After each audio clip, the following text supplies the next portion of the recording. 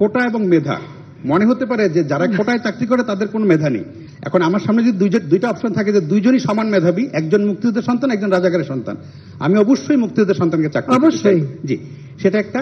ফলে মেধা এবং কোটা খুব সহজে মানুষকে বিভ্রান্ত করা যাচ্ছে যে সব মেধাবীরা চাকরি না নিয়ে কোটার চাকরি।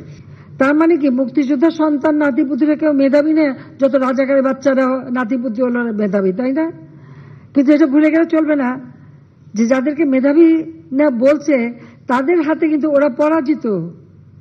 যুদ্ধে কিন্তু মুক্তিযোদ্ধারাই জয়ী হয়েছিল, রাজাকাররা জয়ী হয় নাই।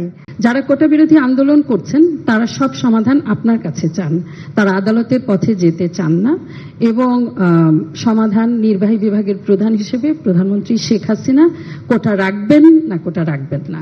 যারা আন্দোলন করছে তারা তো আইন মানবে না, আদালত মানবে না, সংবিধান কি তা তারা চেনে না, বা একটা কার্যনির্বাহী অর্থাৎ একটা কাজ করতে গেলে তার যে নীতিমালা বিধিমালা বা ধারা থাকে সেটা একটা সরকার কিভাবে চলে এ সম্পর্কে কোনো ধারণাই এদের নাই, কোনো জ্ঞানই নাই।